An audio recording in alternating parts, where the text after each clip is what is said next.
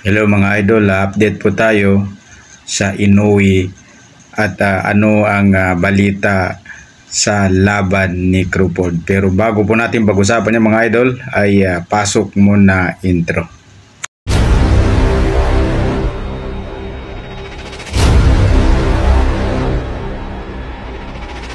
Ladies and gentlemen, please make some noise for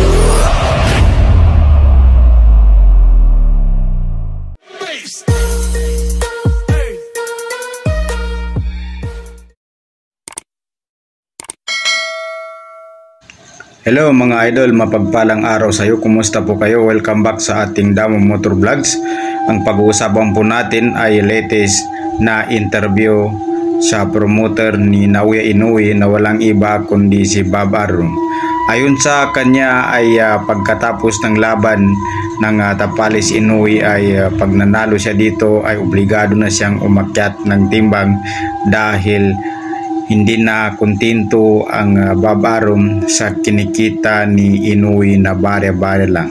Dahil ating matatandaan noon na ang kita ni Manny Pacquiao nung hawak pa ni Bob Arum ay nag-average po ng 30 to 40 million. Samantalang itong mga laban na huli ni Inoue ay kumikita lang ng 3 to 4 million lang na bare-bare lang. Kaya obligado na talaga siyang umakyat sa timbang na mapalapit man lang sa timbang ng ating pambansang kamao para mas lalo siyang makilala. Pero ayon naman sa kampo ng promoter na Japan ng Inoue ay kailangan muna magdepensa ni Inoue ng 3 beses sa 122 pounds.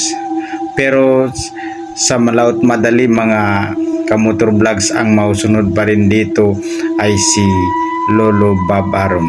Ayon sa ating source ay gusto ni Bob Arum na umakyat ng timbang ng 130 pounds si Inoue para makalaban niya ang alaga ni Mayweather na si Datang.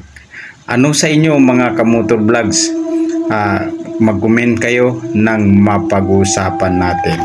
At ito naman mga idol ay hindi magandang balita sa kay Crawford dahil binaklasan siya ng International Federation Boxing ang kanyang IBF dahil hindi niya nadepensahan ang number 1 contender ng IBF ng knockout artist na walang iba kundi si Inis na tinagurian bogeyman ng welterweight division.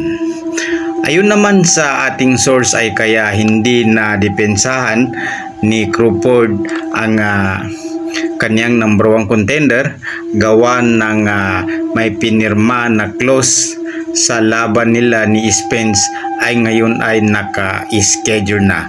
Ayon sa mga fans at saka follower ni Crawford ay hindi maganda o hindi patas ang ginawa sa kanya ng World Boxing Organization na tinanggal kaagad ang IBF champion na belt na. Kaya sa ngayon po ay hindi na po unified champion ang Crawford dahil sa natanggal. Ano masabi nyo mga idol, and mag-update tayo regarding sa mga pangyari niyan. Kung nagustuhan po niyo ang ating usapan sa ngayon ay baka pwede ako makalambing na isang like and subscriber. Isang napakagandang umaga sa inyo lahat mga kamotor vlogs.